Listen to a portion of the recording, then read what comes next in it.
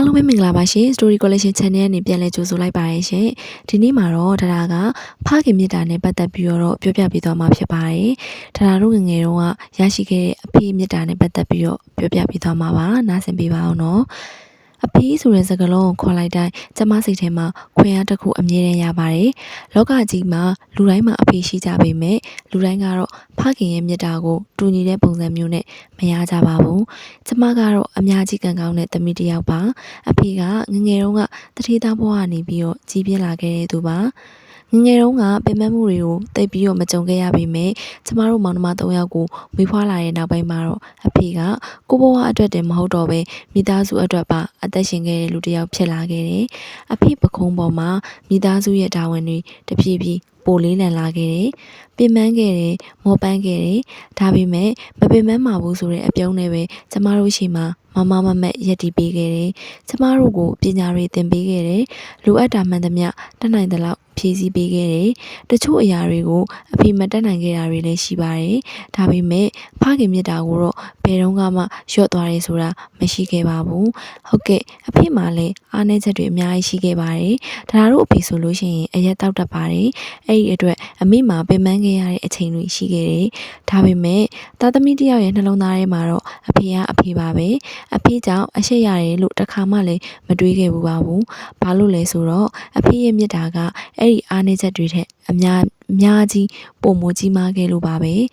ကျမကိုအဖေဘယ်တော့မှတခြားသူတွေနဲ့မနှိုင်းယှဉ်ခဲ့ဘူးပါဘူးဟိုကလေးကဘယ်လောက်တော်တယ်နင်ဘာလို့ဒီလောက်ပဲရတာလဲဆိုတဲ့စကားမျိုးကိုလည်းကျမမကြားခဲ့ရဘူးပါဘူးဘာဖြစ်ချင်လဲဘာလုပ်ချင်လဲဆိုပြီးတော့အဖေကအမြဲနားထောင်ပေးပါတယ်တားဆီးတာထက်ကျမကိုအမြဲတမ်းယုံကြည်ပေးခဲ့ပါတယ်ကျမဘဝမှာတခုခုလုံးလို့မအောင်မြင်တဲ့နေ့တွေလည်းရှိခဲ့ပါတယ်။အဲ့ဒီအချိန်တိုင်းလူတချို့ကမင်းမလုပ်နိုင်ဘူးမင်းမားတယ်လို့ပြောခဲ့ကြပါတယ်။ဒါပေမဲ့တရအဖေကတော့အဲ့လိုမျိုးမဟုတ်ပါဘူး။ဒီတစ်ခါအဆင်မပြေရင်သမီးကနောက်တစ်ခါပိုးကြိုးစားရမယ်လို့ဆိုပြီးတော့ကျမကိုအမြဲတမ်းခွင့်အားတွေပေးပါတယ်။အဲ့ဒီစကားတွေကပဲကျမဘဝတစ်လျှောက်လုံးမှာမမေ့နိုင်တဲ့ခွင့်အားတွေဖြစ်ခဲ့ပါတယ်။အဖေကကျမကိုမျက်ရည်ကျနေတဲ့အချိန်မှာအပြစ်တင်နေသူမဟုတ်ပါဘူး။လက်တွဲပြီးတော့ထူမှတ်ပေးတဲ့သူဖြစ်ခဲ့ပါတယ်။အရွယ်ရောက်လာတော့အဖေနဲ့ကျမရဲ့ဆက်ဆံရေးကလည်းတဖြည်းဖြည်းပြောင်းလဲလာပါတယ်။ငငယ်တုန်းက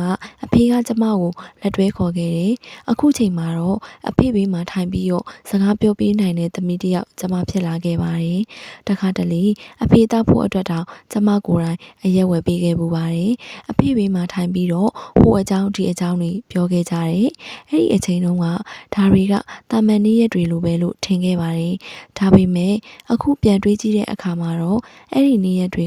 ကကျမဘဝရဲ့အဖိုးတန်ဆုံးအမှတ်တရတွေဖြစ်လာခဲ့ပါတယ်။ပြီးတော့ကျမအဖေချက်တဲ့ဟင်းတွေကိုလည်းကျမအရန်လွမ်းပါတယ်။အိမ်ပြန်ရောက်တိုင်းသမီးပြန်လာပြီလားဆိုတဲ့အတန်နဲ့အတူမိဖို့ချောင်းတွေကနေထွက်လာတဲ့ဟင်းတန်လေးတွေကိုအခုချိန်စိတ်ထဲမှာရှင်းရှင်းလင်းလင်းရှိနေတော့မှာပဲ။အဖေချက်တဲ့ဟင်းတွေကစားတော့ဆိုင်ကဟင်းတွေလိုအလှဆုံးမဟုတ်နိုင်ပါဘူး။ဒါပေမဲ့ကျမအတွက်တော့ဘယ်ဆိုင်ကဟင်းနဲ့မှမလဲနိုင်တဲ့အရာသာဖြစ်ခဲ့ပါတယ်။အဲ့ဒီအရာသာကအဖေရဲ့မြစ်တာရဲ့အရာသာပါအရွယ်ရောက်လာမှပတ်စံနဲ့ဝယ်လို့မရတဲ့အရာတွေရှိတယ်ဆိုတာကိုကျမပို့ပြီးတော့နားလည်လာခဲ့ပါတယ်။အခုကျမရဲ့အဖေအသက်ကြီးလာပါပြီ။ကျမအမေလည်းအသက်ကြီးလာပါပြီ။မနေ့တနေ့ကလို့ထင်ရပေမဲ့ကျမအဖေရဲ့သပင်တွေဖြူလာပါပြီ။မျက်နှာမှာလည်းအရွယ်ရဲ့အမှတ်အသားတွေပိုများလာပါတယ်။အရေးအကြောင်းတွေကပိုပြီးတော့ထင်ရှားလာပါတယ်။အချိန်တွေကတကယ်ကိုမြန်ဆန်လွန်းပါတယ်။